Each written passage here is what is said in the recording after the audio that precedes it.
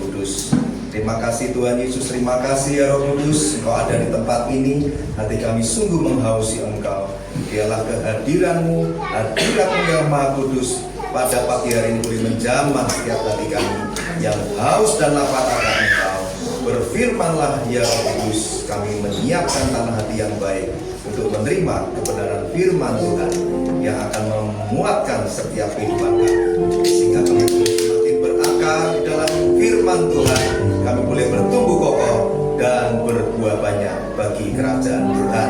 Kami telah mengikat, mematahkan dan mengusir keluar setiap roh agamawi, setiap roh suam-suam kuku, setiap roh perdukunan jimat dan mantra, roh teritori, roh yang mengganggu jalannya ibadah ini tidak punya kuasa lagi, telah dihancurkan dengan kuasa darah Tuhan Yesus. Terima kasih Tuhan Yesus, sembunyikan hamba-Mu di balik salib kemuliaan Tuhan Yesus.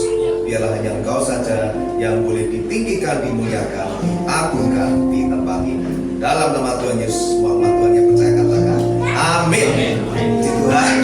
Silakan duduk saudara sekalian yang dikasih Tuhan Yesus. Shalom semuanya. Shalom. Apa kabar saudara? Luar biasa dahsyat ya. Apakah suaranya cukup jelas saudara ya? Puji Tuhan ya. Pertama kali kami ucapkan banyak terima kasih kepada yang terhormat Bapak Gembala, Bapak Pendeta Yeremia Hulu, atau lebih terkenal dengan panggilan Bapak Pendeta Jeremy ya. Bapak Gembala di Gereja Presbyterian Indonesia GPI Jemaat Alpha Omega Tangerang ya. Jemaat semua dikasih Tuhan Yesus. Berapa banyak Bapak saudara sekalian yang hadir di tempat ini yang merindukan untuk mengalami perjumpaan pribadi secara pribadi dengan Tuhan Yesus? Boleh lambaikan tangannya. Ya, puji Tuhan ya.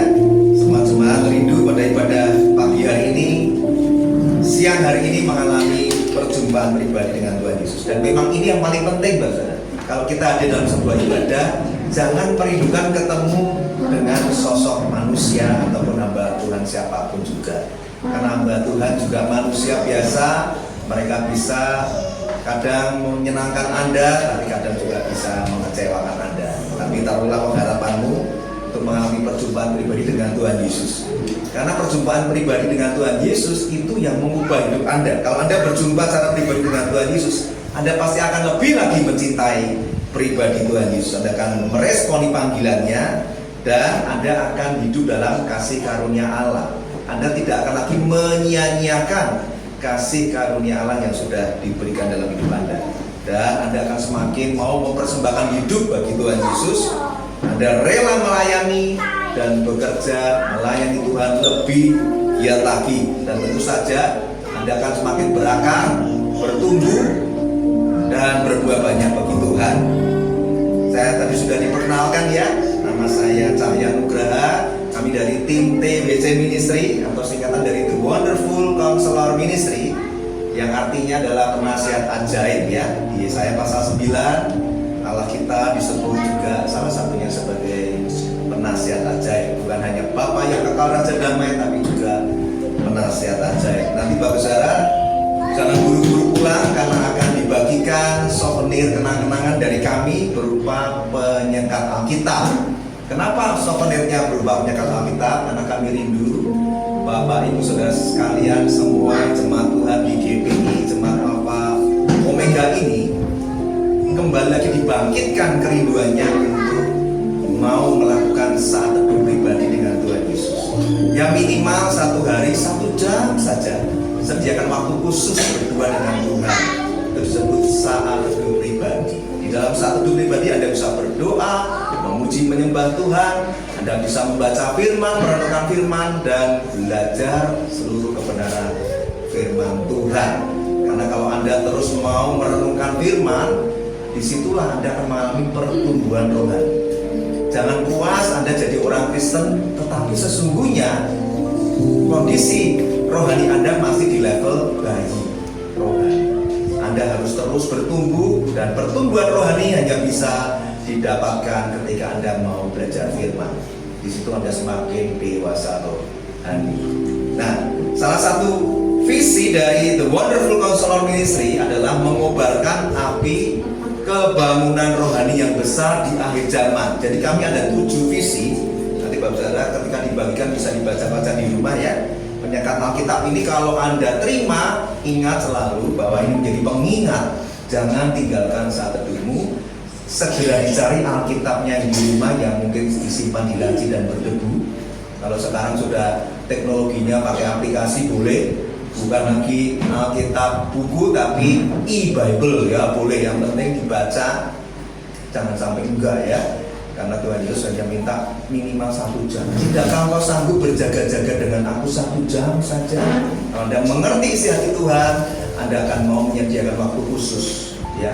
Jamnya pun terserah Anda, nggak dibatasi. Mau jam berapa? Saat teduh itu berbicara mau jam berapa? Mau berapa jam? Nah, Tuhan sudah beritahu 1 jam saja bersaat teduh pribadi dengan Tuhan. Nah, tadi saya singgung tentang visi kami adalah salah satunya mengubarkan api kebangunan rohani yang besar. Itu penting karena kalau gereja kehilangan api kebangunan rohani, maka kehidupan rohani jemaat Tuhan juga tidak akan menyala-nyala, nggak akan berkobar-kobar bagi Tuhan.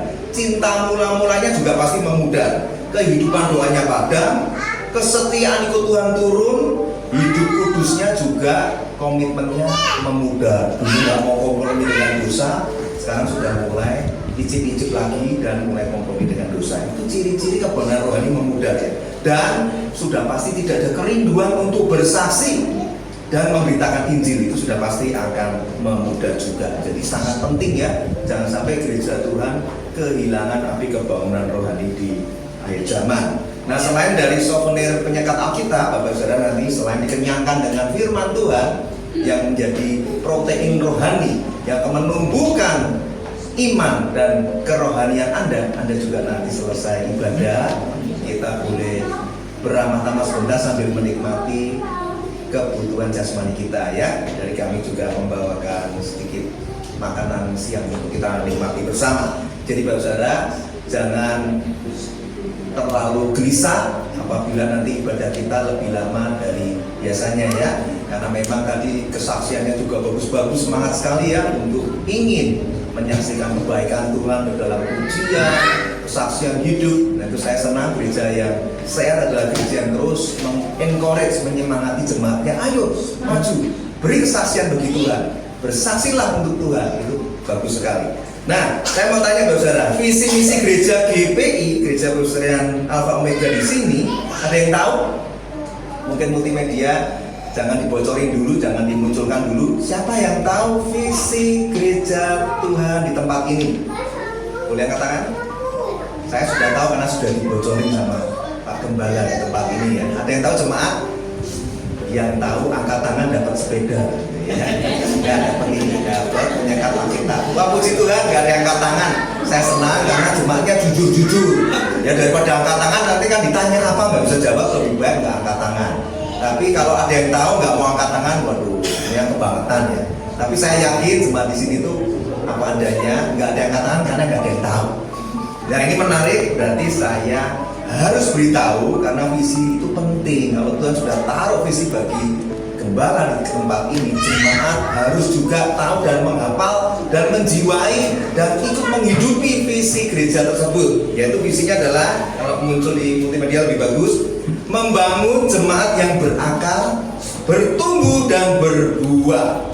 Diambil dari Kolose 2 ayat 7. Hendaklah kamu berakar di dalam Dia dan dibangun di atas Dia. Hendaklah kamu bertambah teguh dalam iman yang telah diajarkan kepadamu, dan hendaklah hatimu melimpah dengan syukur. Ya, jadi visinya singkat padat jelas, jangan sampai nggak hafal ya. Apa? Berakar, jemaat yang berakar, bertumbuh dan berbuah. Ya, jadi saya terus mendorong jemaat di tempat ini kalau mau mengalami pertumbuhan rohani, berakar, bertumbuh, berbuah, itu hanya dapat dicapai kalau semua jemaatnya cinta firman, rajin saat teduh. Ya, kebutuhan bayi rohani sampai dewasa rohani, kebutuhannya itu adalah minum air susu yang murni, yaitu firman Allah. Oleh sebab itu Bapak Saudara, saya memberi dorongan kepada jemaat tempat ini untuk, karena semua pasti punya gadget, pasti punya akun sosial media, jangan hanya digunakan untuk nonton yang lain-lain, boleh, tapi yang utama jangan ditinggalkan. Penuhi kebutuhan protein gizi rohanimu dengan mendengarkan khotbah-khotbah pengajaran dan penginjilan yang penting untuk menumbuhkan pertumbuhan rohani Anda. Nah, jadi saya sarankan Anda nanti kalau yang punya akun sosial media, misalnya YouTube, Instagram, dan lain sebagainya, Anda bisa ketik TWC Ministry. Di sana ada khotbah-khotbah pengajaran dan penginjilan yang penting untuk menumbuhkan kerohanian Anda. Beberapa judul pengajaran saya sebutkan supaya dapat membuat Anda penasaran dan ingin belajar. Ya, karena kalau jemaat tidak mau belajar, tidak bertumbuh, akarnya pun nggak kuat. Ini sangat berbahaya di akhir zaman.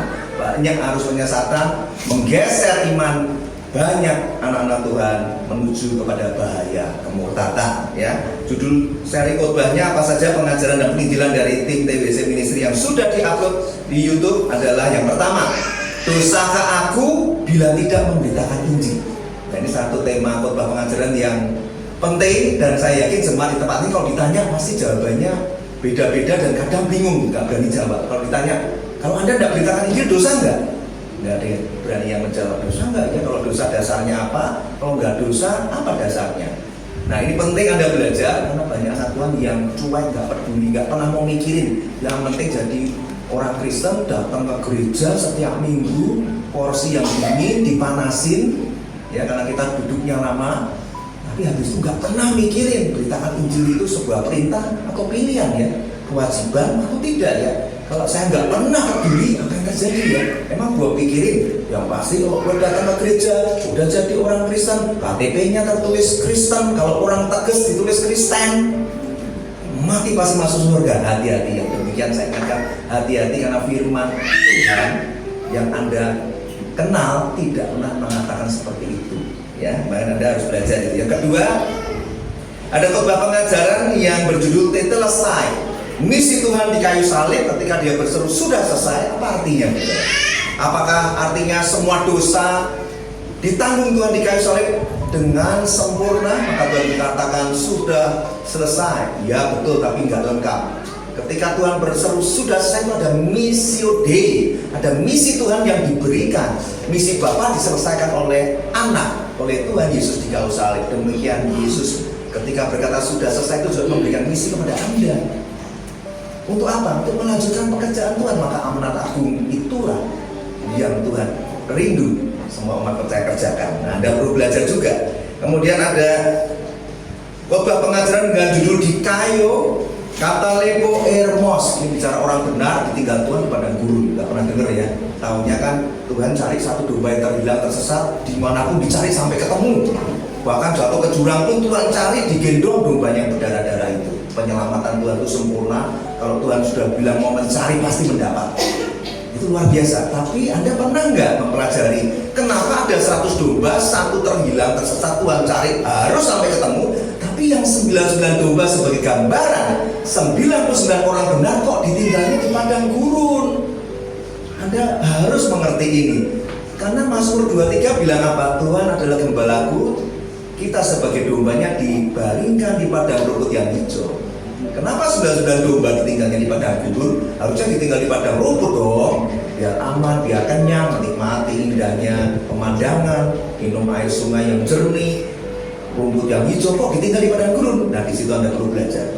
Hati Tuhan begitu gelisah melihat anak Tuhan hanya menikmati keselamatan bagi dirinya sendiri dan tidak pernah punya hati Yesus, tidak pernah punya hati yang merindukan jiwa-jiwa yang hilang dan tersesat.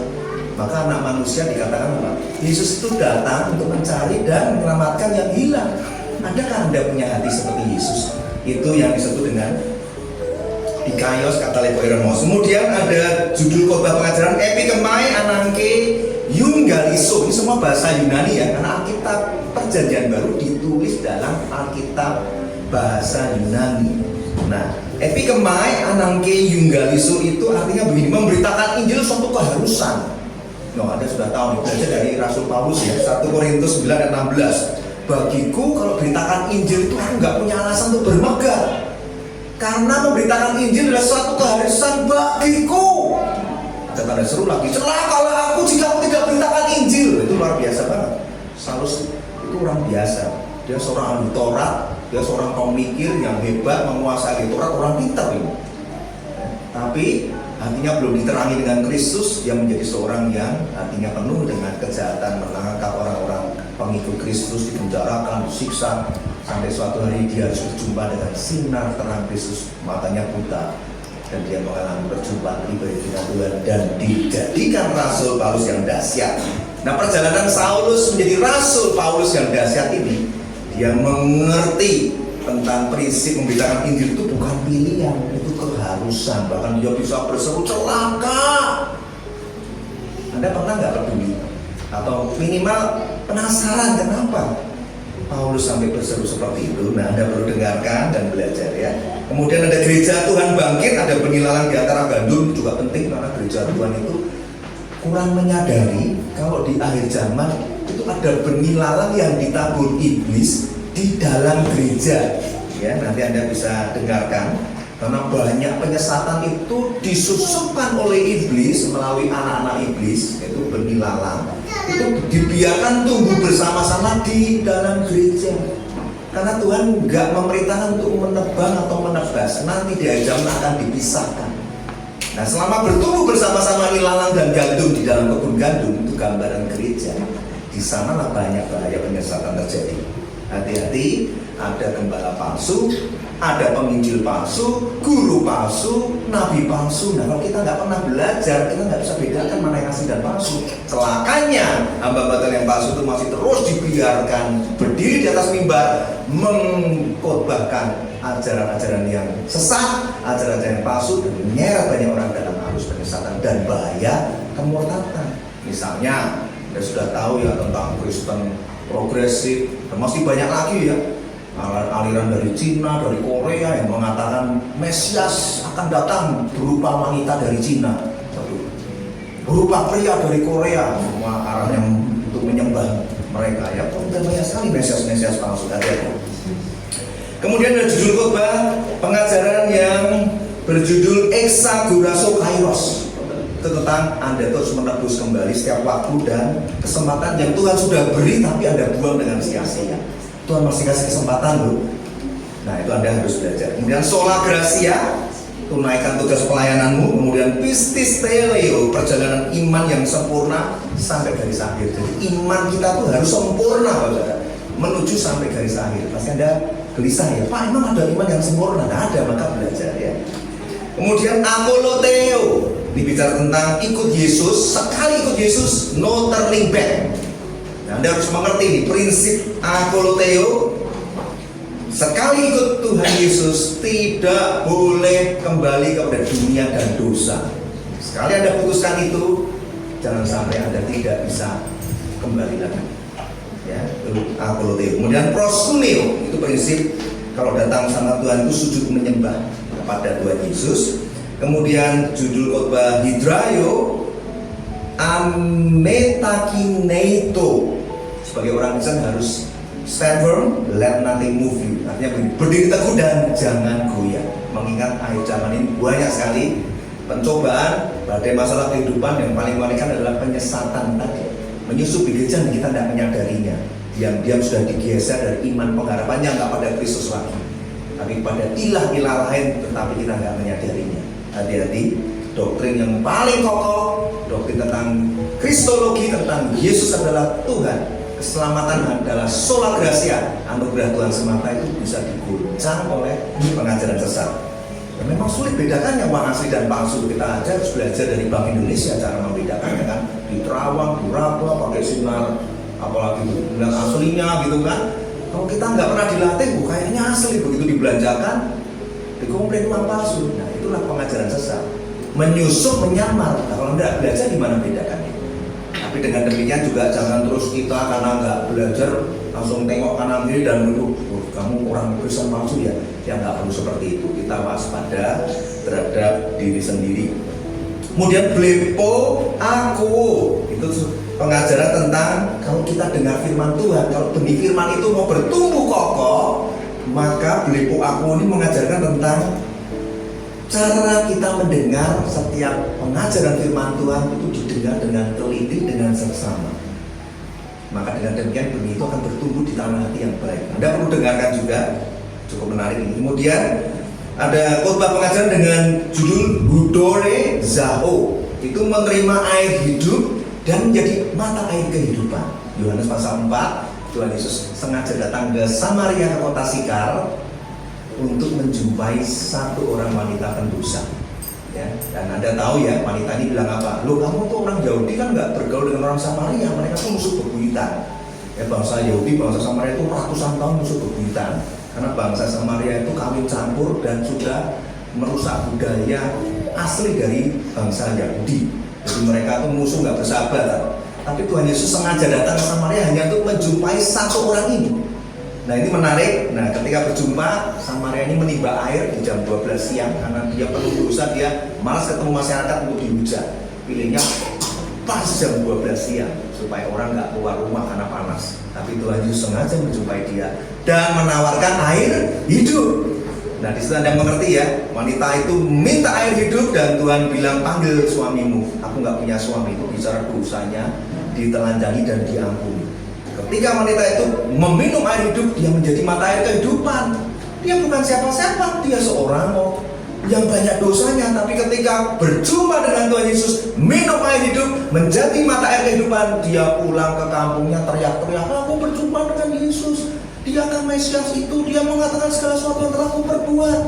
Dan cuma kesaksian begitu, satu kampung hampir kebanyakan bertobat dengan kesaksian itu loh. Maka orang kalau minum air hidup, sudah jadi orang Kristen, pertanyaannya sudah minum air hidup loh? Sudah Pak, sudah jadi mata air kehidupan loh? Sudah Pak, harus ada buktinya. Kesaksianmu membawa orang datang berjumpa Tuhan enggak? Belum. Nah, Anda harus belajar tentang orang percaya itu harus mengumpulkan buah untuk hidup yang kekal melalui ketaatan dan kesetiaan si penabur dalam menabur benih dan si penuai dalam menuai buah.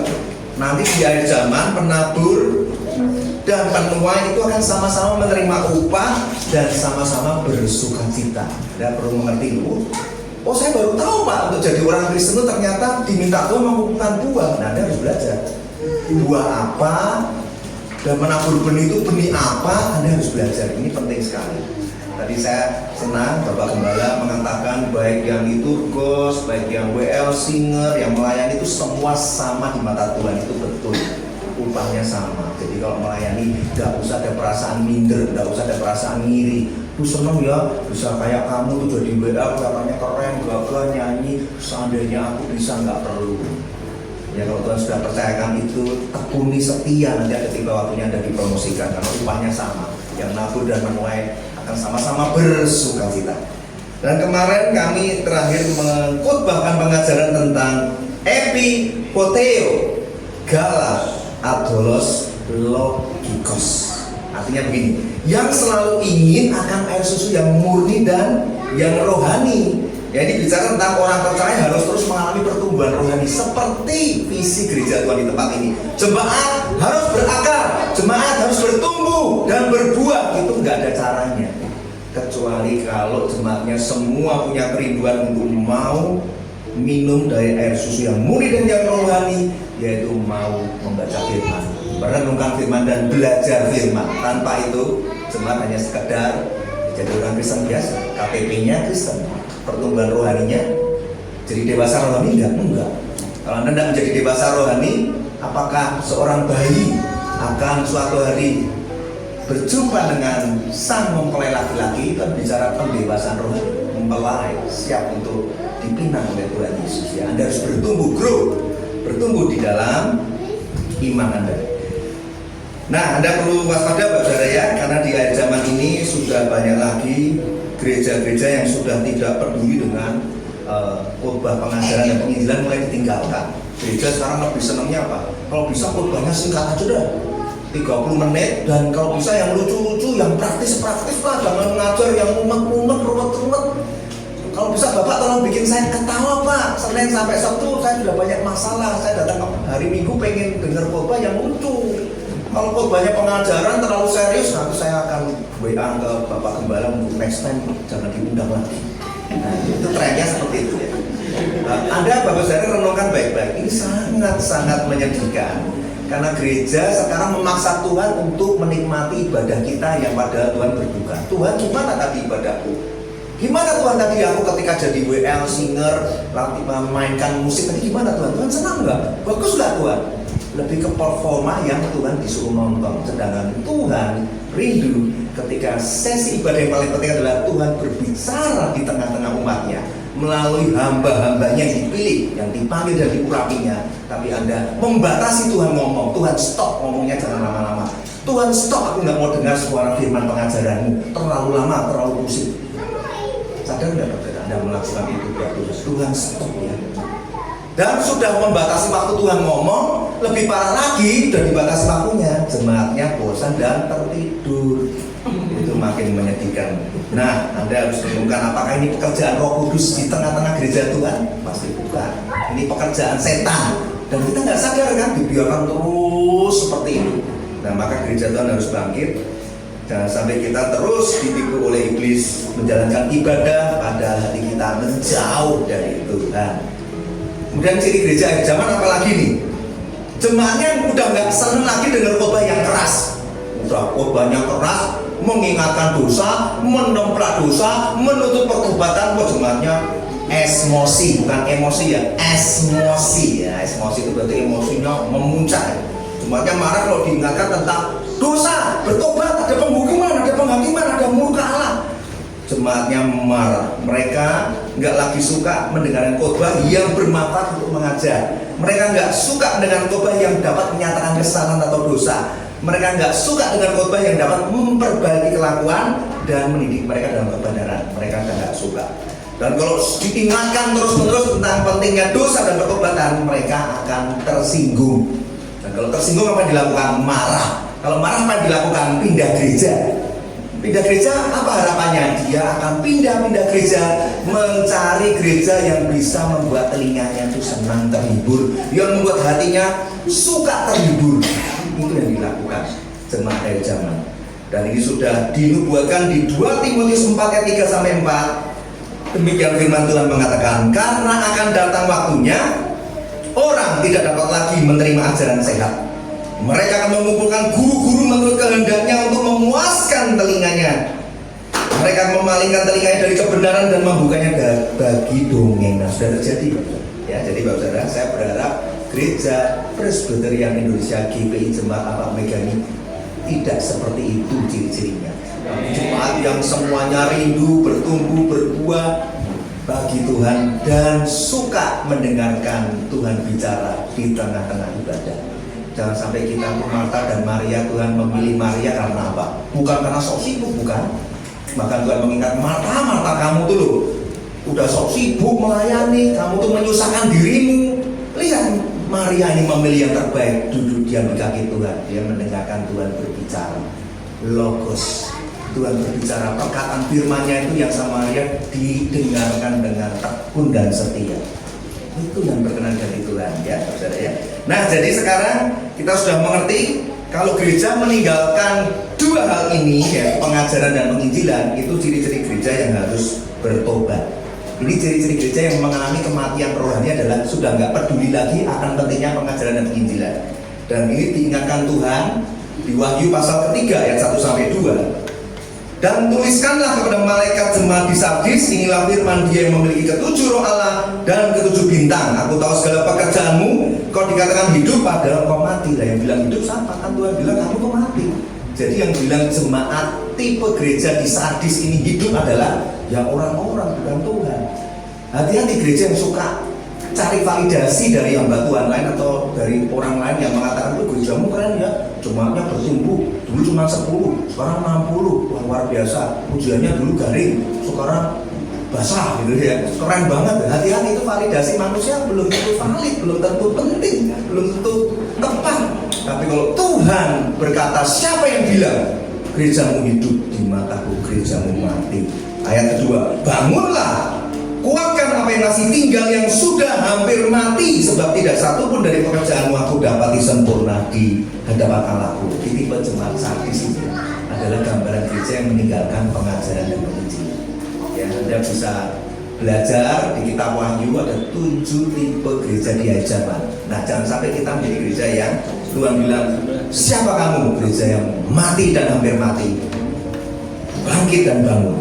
Nah, sekarang kita mulai masuk pada tema khotbah pada siang hari ini bagi jemaat Tuhan di GPI Jemaat Alpha Omega.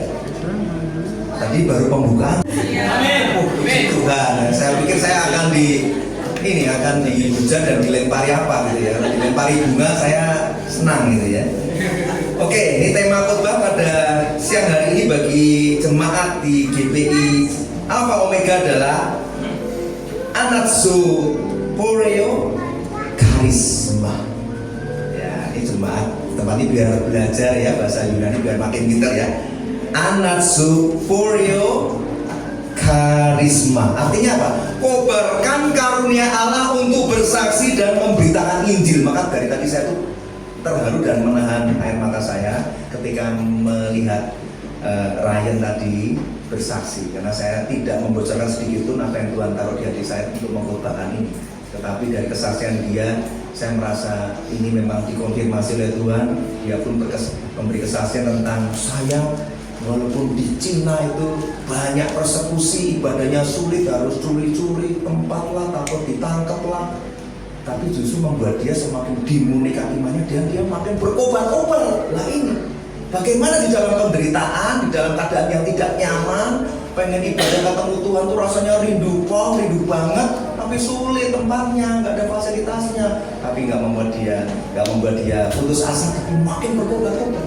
Nah ini menarik ini, apa yang membuat hati manusia, roh manusia itu bisa terus berkobar-kobar bagi Tuhan di tengah-tengah kesulitan. Nah ini kita mau belajar. Unik ya, nggak ada yang kebetulan kan di mata Tuhan, kesaksian dan khotbahnya pun bisa sinkron. Nah mari kita semua bangkit berdiri, kita baca firman Tuhan.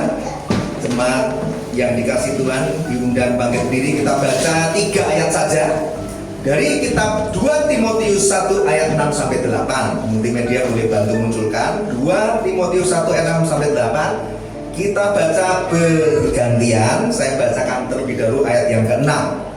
Yang sudah ketemu katakan amin. Amin. Ya, karena itulah kuperingatkan engkau untuk mengobarkan karunia Allah yang ada padamu oleh penumpangan tanganku atasmu. Sebab Allah memberikan kepada kita bukan roh ketakutan, melainkan roh yang membangkitkan kekuatan, kasih dan ketertiban. Jadi janganlah malu bersaksi tentang Tuhan kita, dan janganlah malu karena aku seorang hukuman karena dia, melainkan ikutlah menderita bagi Injilnya oleh kekuatan Allah. Amin. Silakan duduk saudara. Yang berbahagia ialah yang membacakan firman Tuhan, merenungkan firman Tuhan, dan melakukan kebenaran firman dalam kehidupan sehari-hari.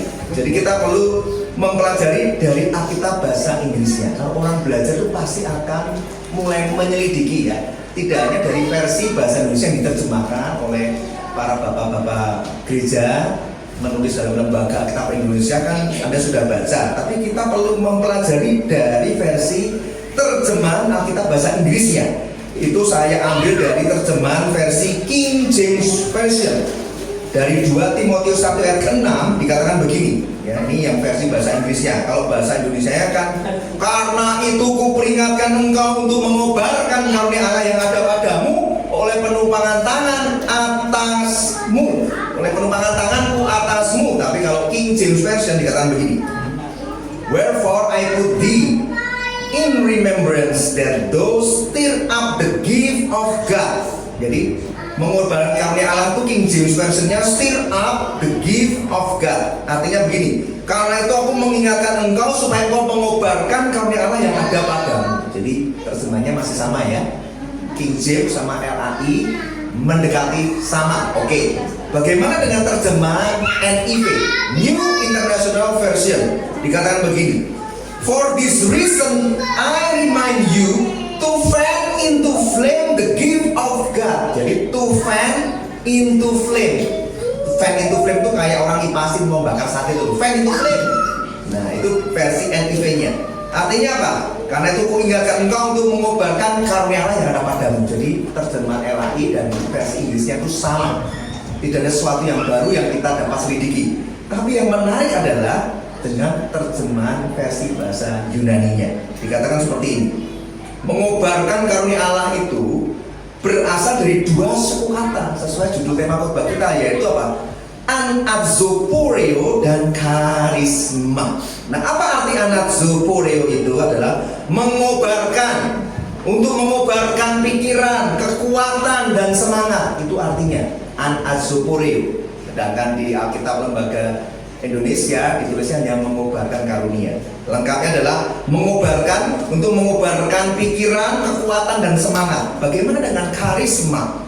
Karisma itu artinya begini, karunia. Karunia-karunia Allah, kebaikan yang diterima seorang tanpa jasa apapun dari dirinya sendiri. Karunia yang menunjukkan kekuatan Allah yang luar biasa yang bekerja melalui Roh Kudus, yang memampukan mereka untuk melayani gereja Kristus. Itu karisma. Jadi kalau digabung, anatzoporeo dan karisma itu artinya begini, mengobarkan karunia-karunia Allah yang menunjukkan kekuatan Allah yang luar biasa, yang bekerja melalui Roh Kudus, yang memampukan mereka untuk melayani gereja Kristus, yang diterima oleh orang percaya tanpa jasa apapun dari dirinya sendiri. Itu anatzoporeo karisma. Sedangkan di Alkitab Anda hanya ditulisnya mengobarkan karunia, singkat padat ya. Tapi kalau arti lengkapnya seperti itu. Saya ulangi ya.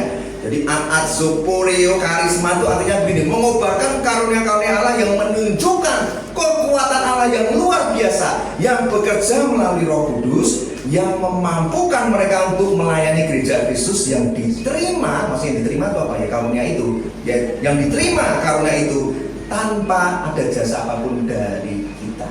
Itu anatzoporeo karisma. Tetapi judulnya kan tadi anatzoporeo karisma, mengobarkan karunia Allah untuk bersaksi dan memberitakan Injil, bukan? Nah, kalau Anda jeli, Anda mulai nanya-nanya, lupa kok ada bersaksi dan beritakan Injil? Tadi kan Bapak sudah kupas yang arti Yunaninya, kan nggak disinggung tentang bersaksi dan memberitakan Injil.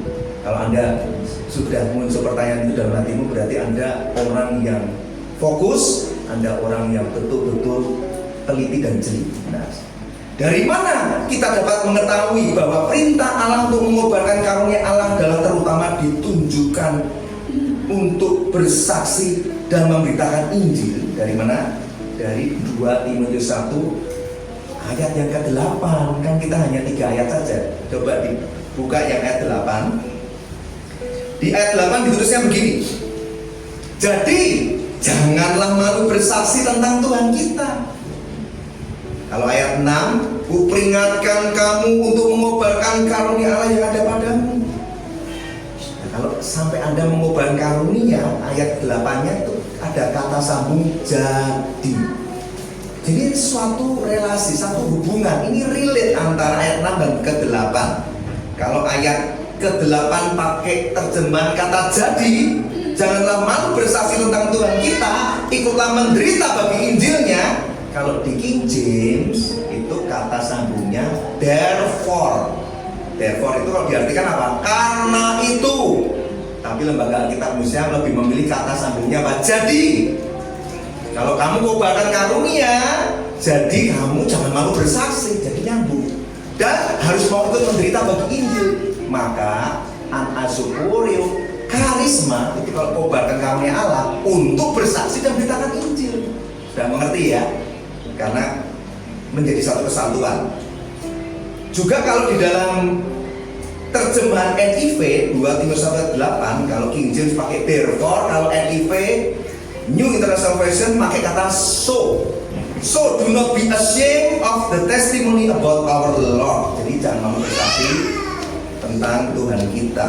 Nah, jadi kalau sekarang digabungkan semua arti dan makna dari anatzoporeo karisma, yang artinya lengkap adalah begini, kobarkanlah karunia-karunia Allah yang ada padamu untuk menunjukkan kekuatan Allah yang luar biasa yang bekerja melalui Roh Kudus yang telah Anda terima dengan cuma-cuma dari Roh Kudus. Sebab oleh karena karunia-karunia yang dikorbankan itu akan mendorong dan memampukan Anda untuk melayani gereja Kristus, untuk melayani pemberitaan kesaksian tentang Tuhan, dan untuk melayani pemberitaan Injilnya sesuai dengan karunia-karunia yang telah dianugerahkannya. Itu arti lengkapnya. Jadi Anda bisa memaklumi ya, yang cuma ditulis sama Lembaga Kitab Indonesia, karena itu kobarkanlah karunia, itu aja Anda mumet.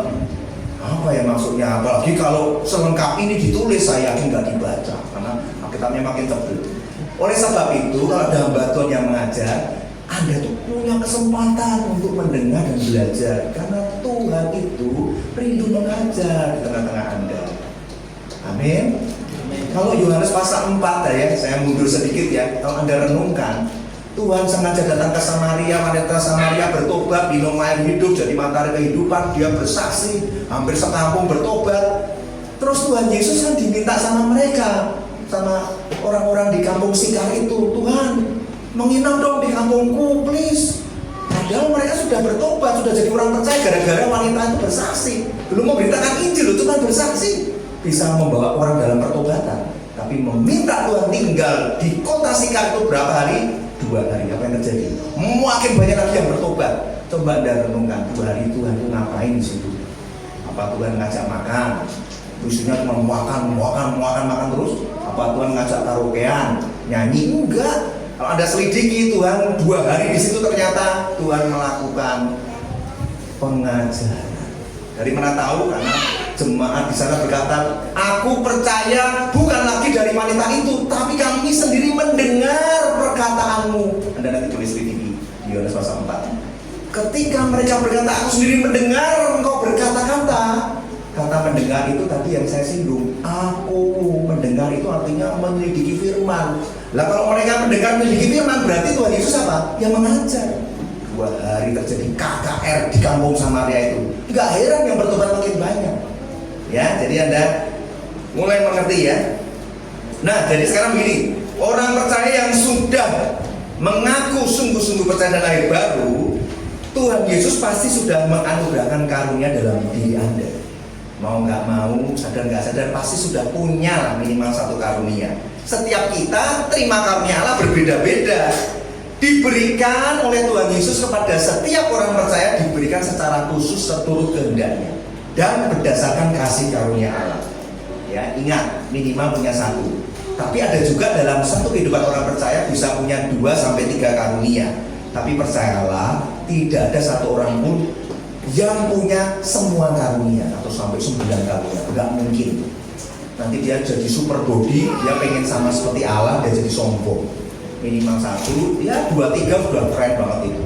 Misalnya karunia iman, kesembuhan dan mujizat. Waduh, kalau dia nggak jaga hati ini, dia sudah kayak Tuhan itu, kemana-mana dikejar. Bukan ngejar Yesus, ngejar dia, tolong tepuk tangan, biar gua sembuh.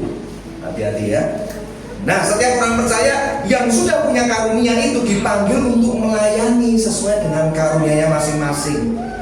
Nah, kalau Anda misalnya menyadari, aku kok kayaknya punya karunia pengajaran ya berarti Anda yang punya karunia untuk mengajar, Anda harus melayani di bidang pengajaran.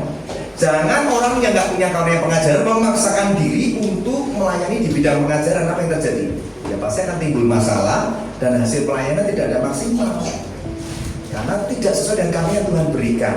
Nah, 1 Korintus 12 ayat 7 sampai 11. Supaya kita tahu ada karunia apa saja ya. 1 Korintus 12 ayat 7 sampai 11.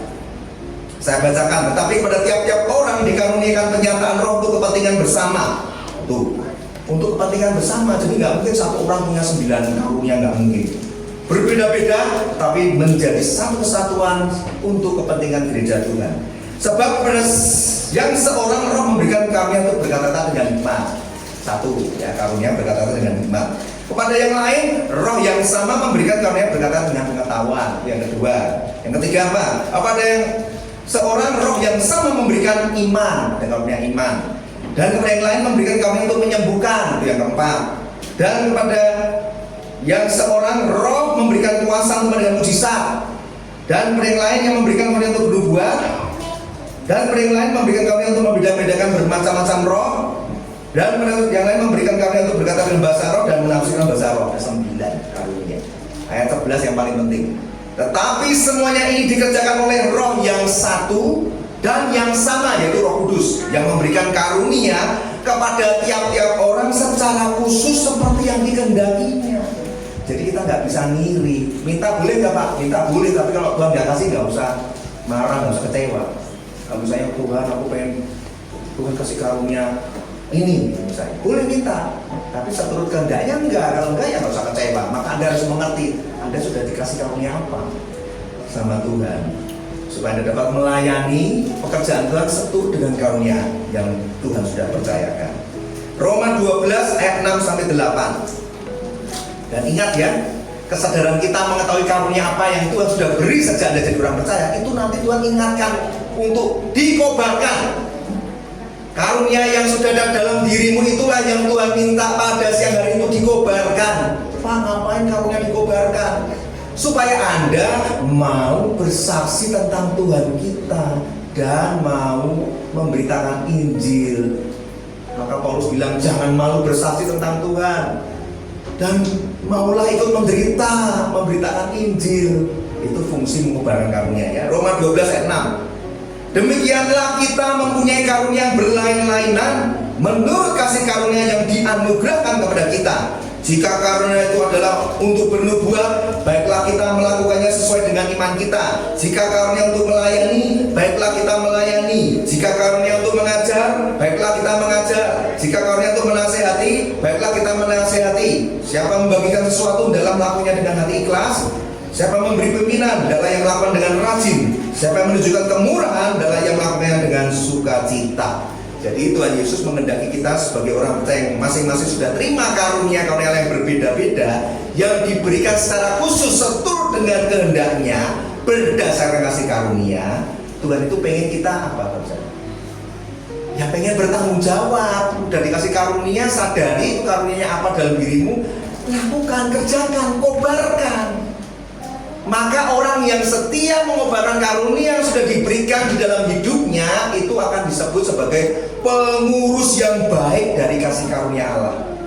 Wah, ini keren ya. Disebutnya pengurus yang baik. 1 Petrus 4 ayat 10. 1 Petrus 4 ayat 10.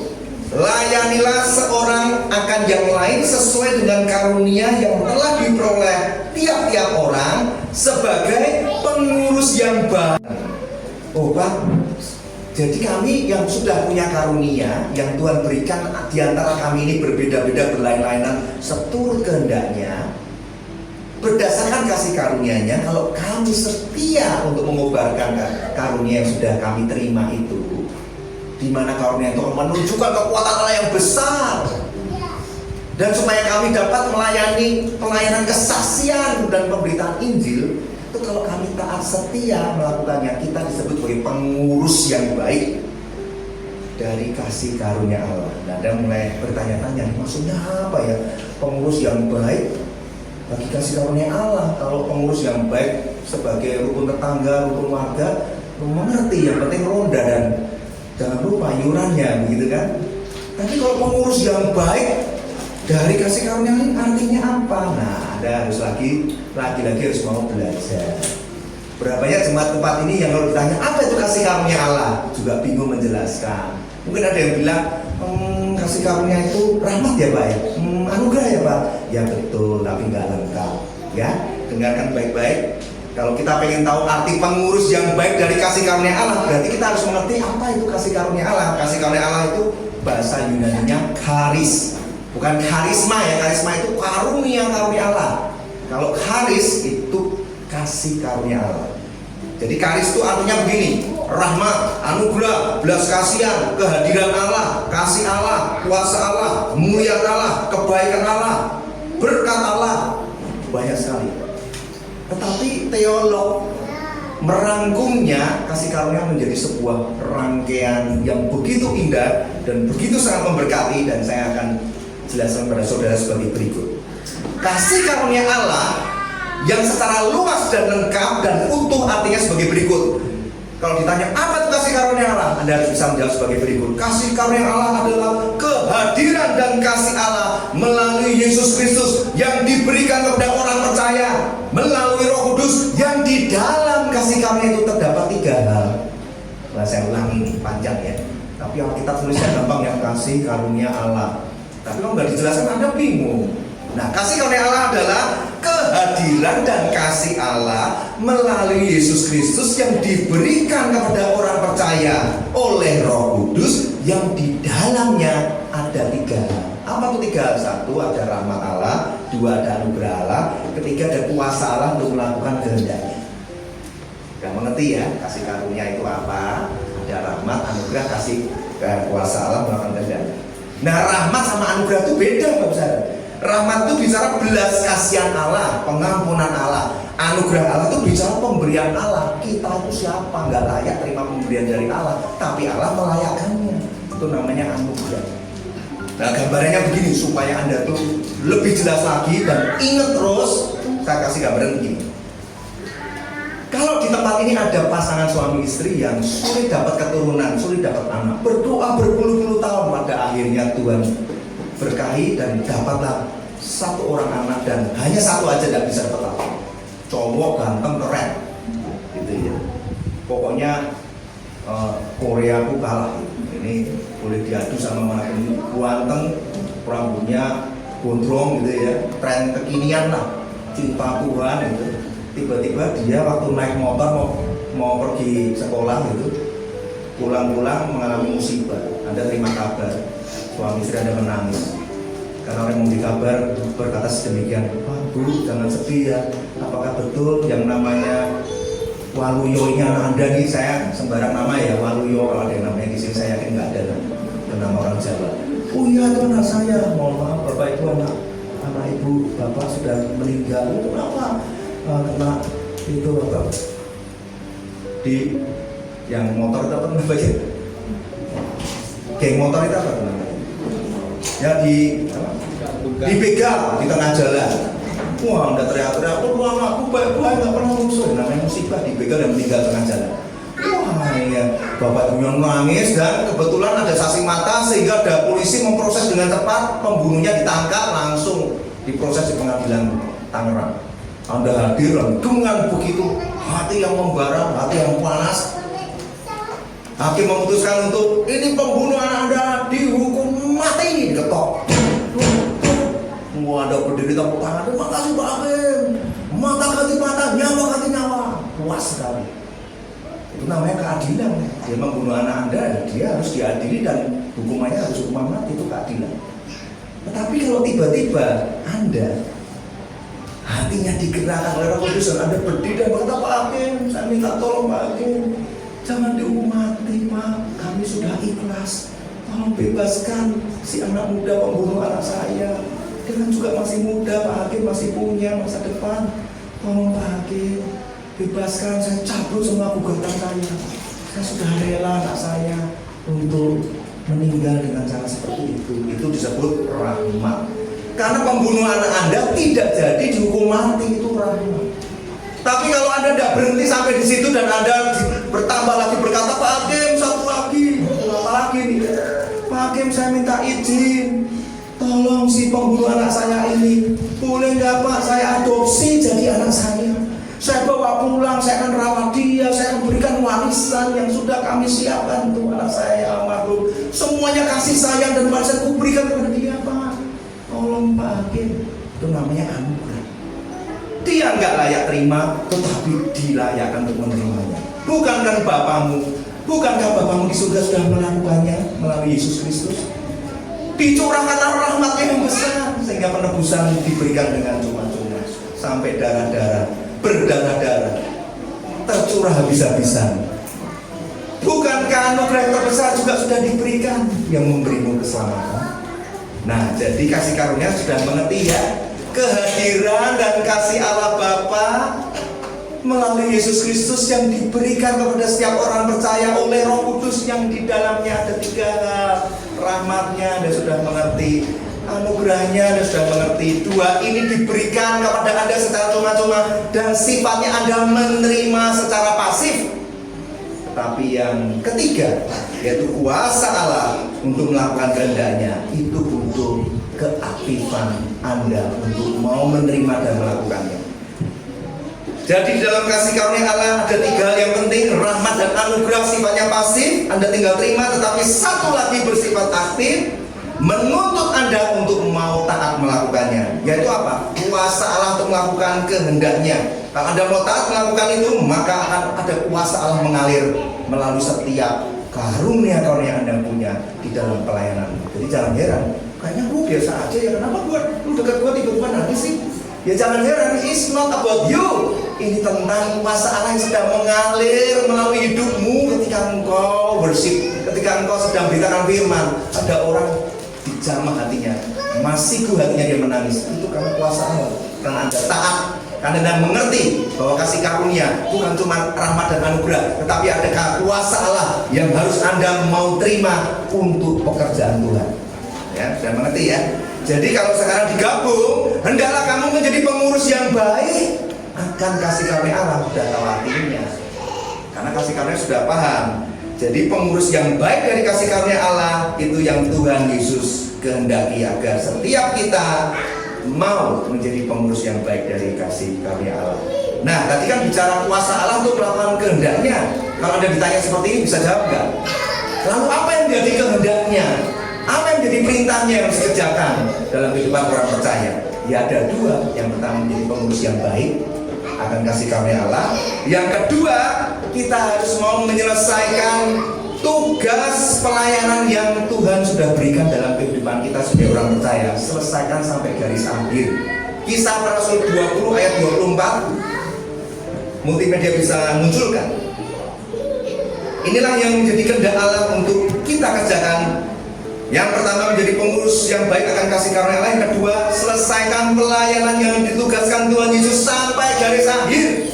Kisah Para Rasul 20 ayat 24. Tetapi aku tidak menghiraukan nyawaku sedikit pun, asal saja aku dapat mencapai garis akhir dan menyelesaikan pelayanan yang ditugaskan oleh Tuhan Yesus kepadaku untuk memberi kesaksian tentang Injil kasih karunia Allah. Dengar baik-baik, ini Paulus begitu luar biasa nih. Anda sudah diajar, sudah jadi mengerti, jadi jemaat yang pintar. Kalau enggak, Anda pasti bingung.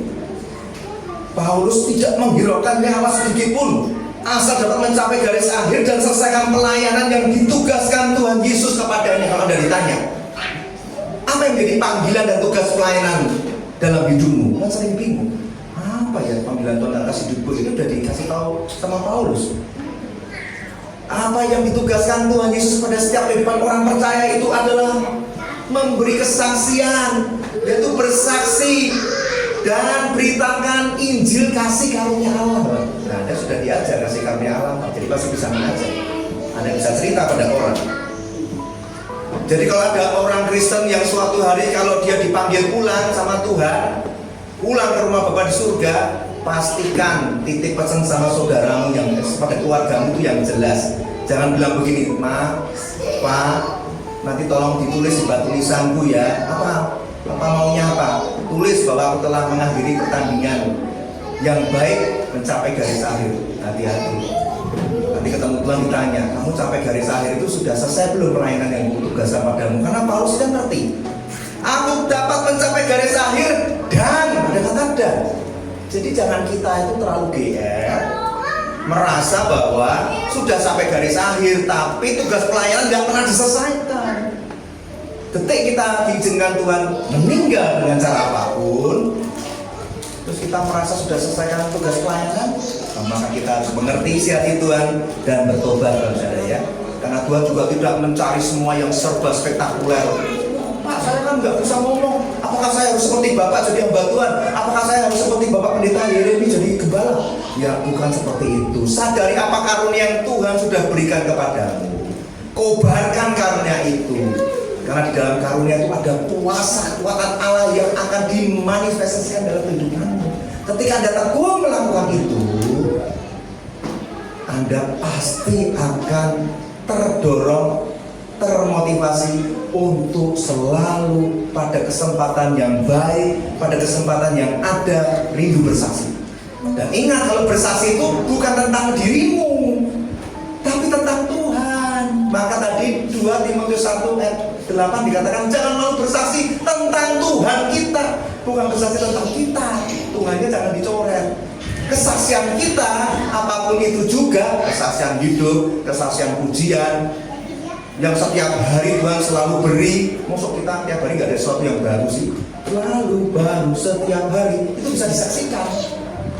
Nah itu harus tentang Tuhan, tentang Tuhan yang baik, tentang Tuhan yang beranugerah, tentang Tuhan yang menolong, tentang Tuhan yang menyelamatkan, tentang Tuhan yang melindungi. Itu setiap orang percaya harus mau bersaksi dan memberitakan Injil kasih karunia Allah. Jadi kalau Anda beralasan, Pak, saya memberitakan Injil belum fasih, belum mengerti. Oke, dimengerti. Tapi kalau kesaksian tidak perlu belajar, karena itu mengalir dari hatimu yang sudah sungguh-sungguh mencintai Tuhan. Wanita Samaria nggak ada kursus Bible, nggak ada kursus penginjilan, berjumpa dengan Tuhan Yesus langsung bisa bersaksi. Karena dia berjumpa dengan Tuhan Yesus, menerima air hidup yang adalah Roh Kudus, itu yang mendorong wanita itu berkata-kata. Anda bisa mengerti, jadi cek ya kesehatan rohani Anda dicek, vitalitas rohani Anda, tolong spiritual check up. Kalau Anda pergi ke klinik, ke rumah sakit, ada apa? Medical check up. Wah, cek kolesterol, asam urat. Demikian juga spiritual check up harus Anda punya. Cek, kalau Anda mengaku sudah jadi orang Kristen, sungguh-sungguh percaya sudah lahir baru, sudah ada Roh Kudus dalam hidupmu. Tanda-tanda vitalitas spiritual rohani yang sehat adalah punya kerinduan untuk bersaksi tentang Tuhan Yesus. Itu paling basic.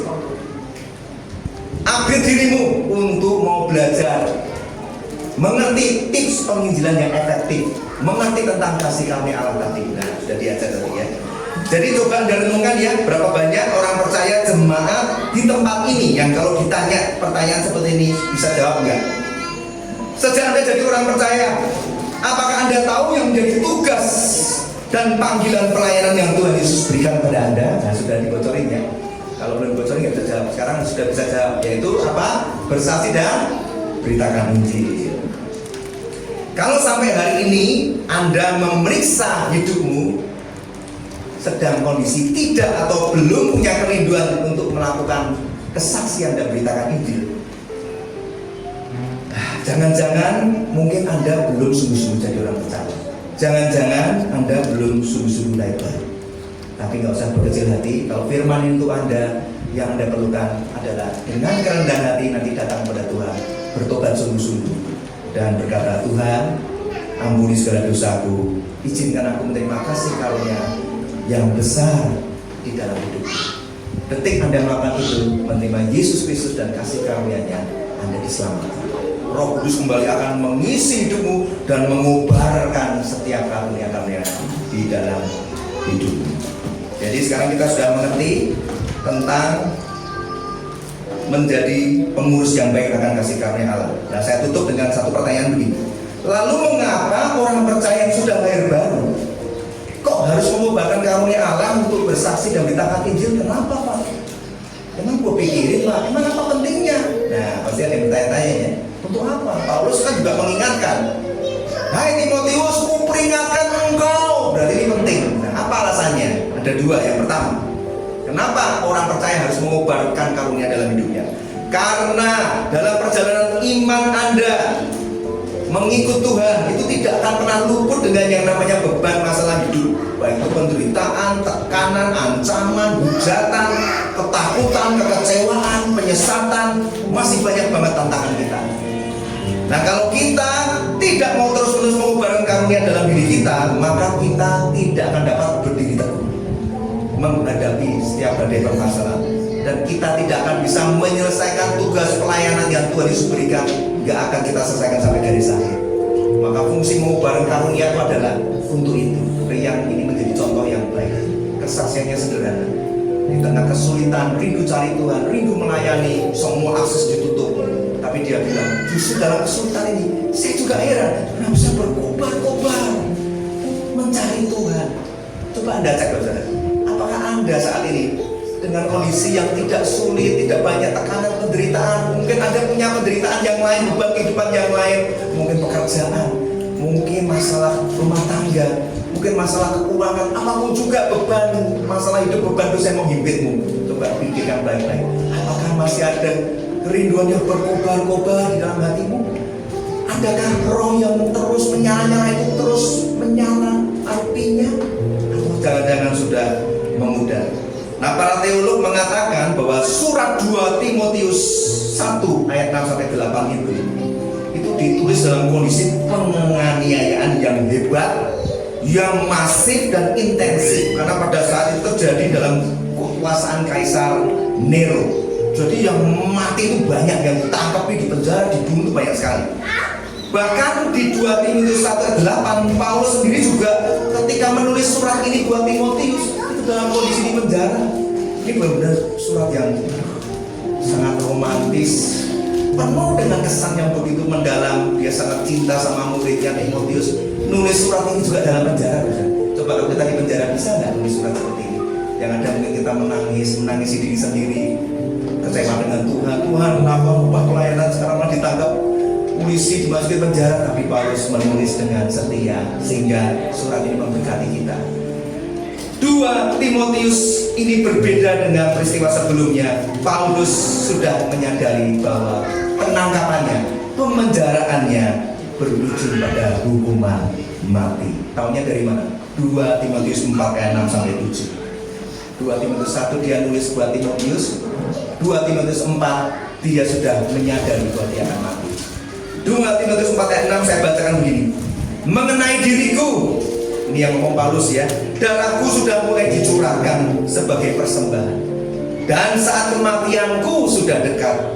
Aku telah mengakhiri pertandingan yang baik, aku telah mencapai garis akhir, dan aku telah memelihara iman. Paulus mengerti waktu sudah tiba. Hai anakku Timotius, kobarkan karunia Allah yang ada padamu, yang dulu kau terima melalui penumpangan tanganku atasmu, yang dulu kau terima melalui doa nubuatan para sidang, para tua. Jangan kau lupakan Timotius, kobarkan, bangkitkan, supaya kau dapat berdiri teguh di tengah penderitaan yang hebat ini, dan supaya kau berkenan di hati Allah, supaya kau terus bersaksi dan memberitakan Injil kasih karunia Allah. Itu loh artinya pengobaran karunia. Jadi Anda sudah mengerti ya, kenapa kok kita harus mengobaran karunia Allah? Sudah tahu jawabannya. Bahkan di tengah kesulitan dan penderitaan, Anda tahu yang dialami Paulus, dia itu ditinggal pengikutnya. Di 2 Timotius 1 ayat 15, ini yang dialami oleh Paulus. Sudah ditangkap, di penjara, kesepian, dalam kesendirian, dalam kesedihan, pengikutnya semua meninggalkan dia. 2 Timotius 1 ayat 15, engkau tahu bahwa semua mereka, garis bawahi, semua mereka yang di daerah Asia Kecil berpaling daripadaku, termasuk Vigelius dan Hermogenes. Jadi ada 2 pengikut Paulus yang namanya Vigelius, Hermogenes, dan banyak orang pengikut di daerah Asia Kecil itu semua ninggalin Paulus karena alasan keamanan, pada takut. Bahkan Dimas, 2 Timotius 4 ayat 10 itu juga ambil keputusan yang sama. Dimas juga pengikut muridnya Paulus juga, ambil keputusan yang sama, meninggalkan Paulus hanya demi kenikmatan dunia.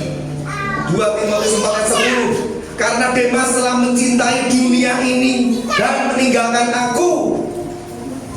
Coba Anda cek, kalau Anda tidak segera waspada dan mau mengobarkan karunia Allah yang sudah diberikan dalam hidupmu, hanya karena 2 alasan ini Anda bisa meninggalkan Tuhan.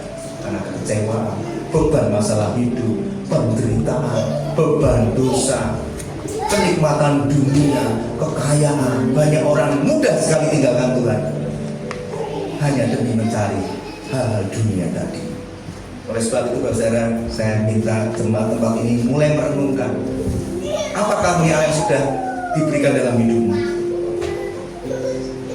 Timotius pun juga mengalami kelesuan dalam melayani. Mungkin kita juga saat ini ada yang lesu dalam melayani. Timotius mengalami kemerosotan semangat dalam menggunakan setiap karunia-Nya, karena di saat itu dia mengalami penderitaan, ketakutan juga karena takut ditangkap, dianiaya.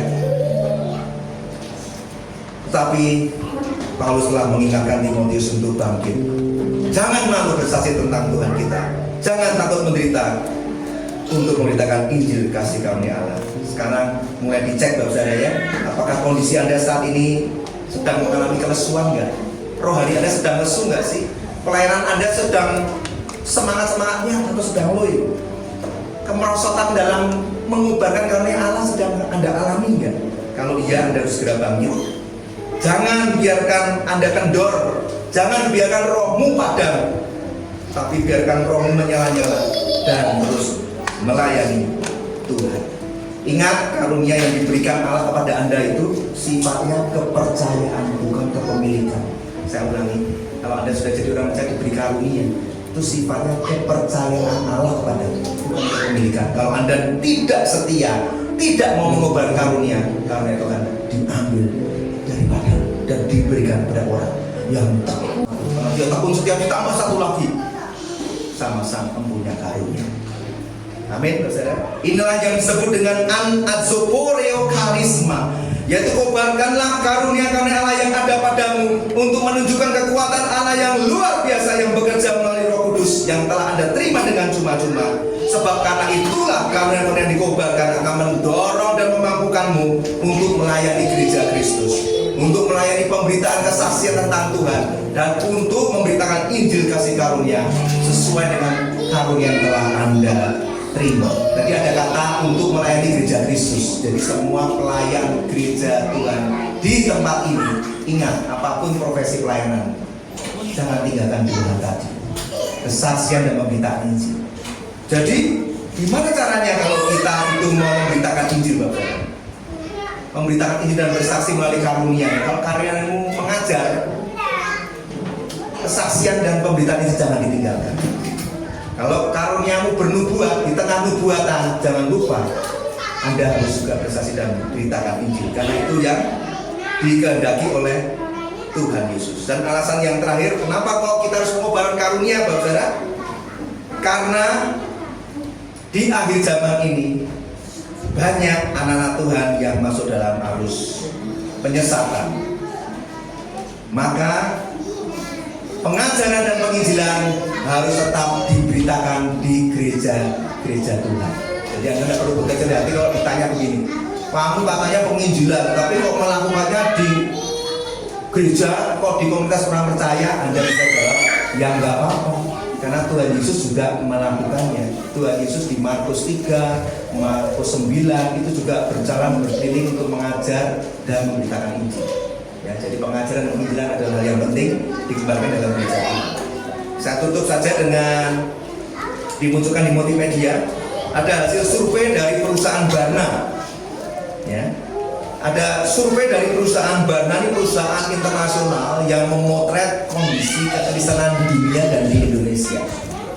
Ini surveinya akurat. Seperti kalau dulu waktu zaman Pilpres, kita kan percaya dengan quick count. Hasil perhitungan quick count dengan real KPU itu tidak akan jauh.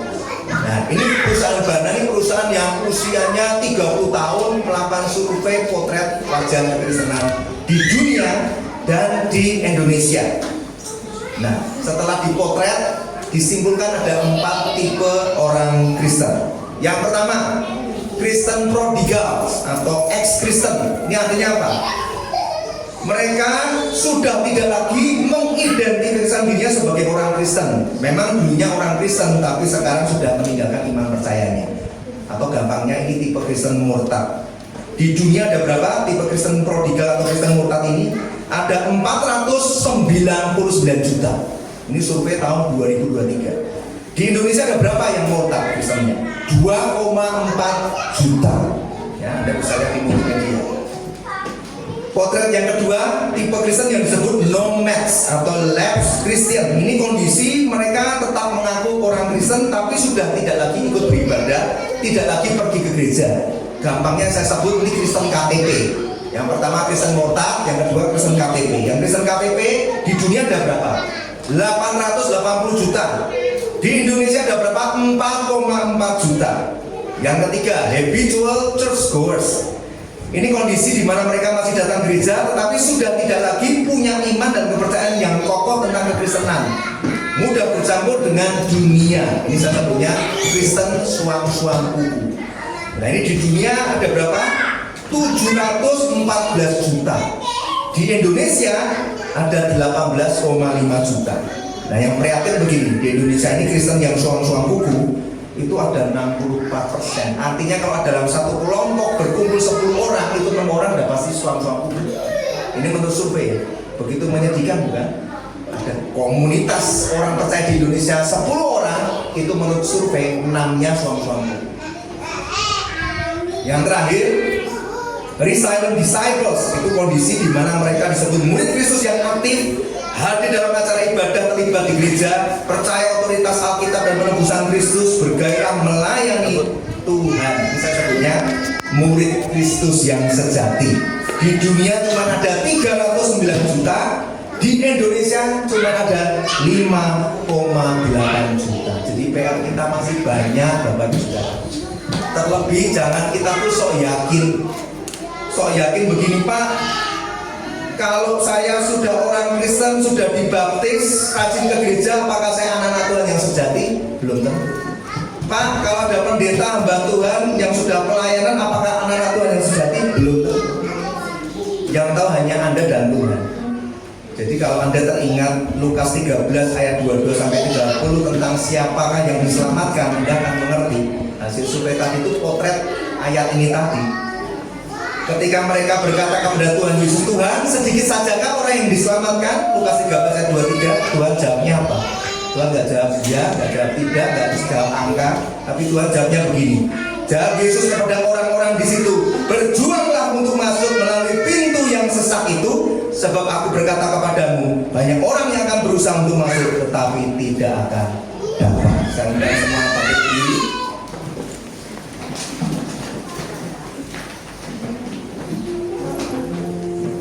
Anda telah mendengar firman kebenaran.